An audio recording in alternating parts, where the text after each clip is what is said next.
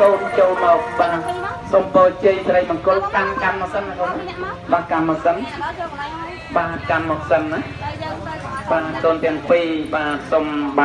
មកយកមកជូនប៉ាម៉ាក់យើងកូនណាបាទបាទចូលចំពីមុខម៉ាក់យើងទៅណាខាងណាក៏បានស្រីស្ដាំក៏ត្រូវដែរប៉ាន់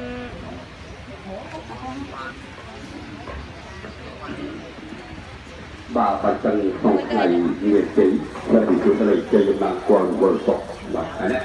ដល់លោកអពុកណាមកដល់តែជួនបានលោកចំអំគុំគុំប្រពន្ធឲ្យបានលោកថ្ងៃពុទ្ធមួយលោកខែទីតា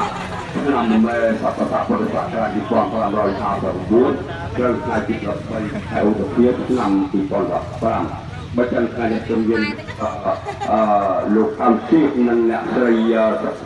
ដល់លោកកូនប្រុសបាទមកទៅចំមកកាជាមួយនឹងកូនលោក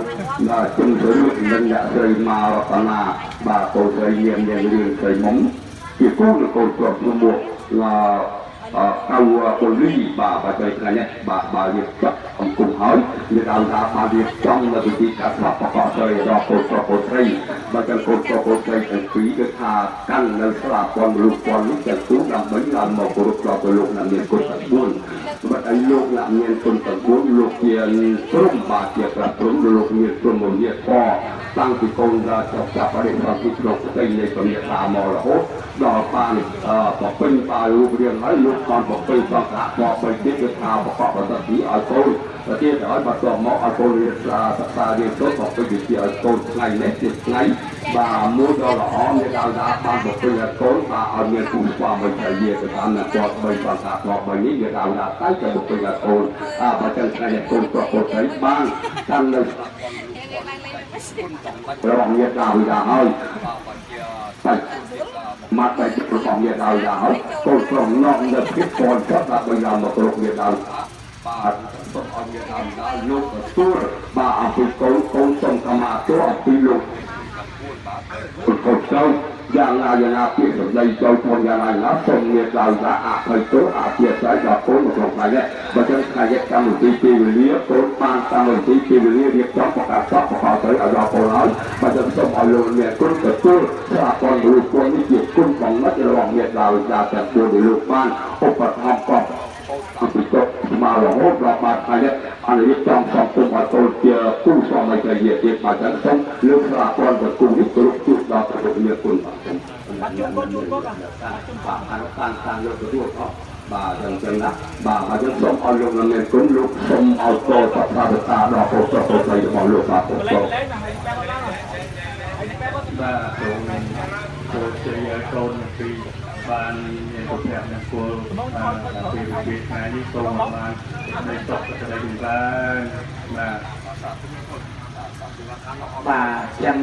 សូមកូនបងអោនតិចណាបើតន់ខ្លួនតិចទេកូនណាបើបងអោនខ្លួនតិចទៅ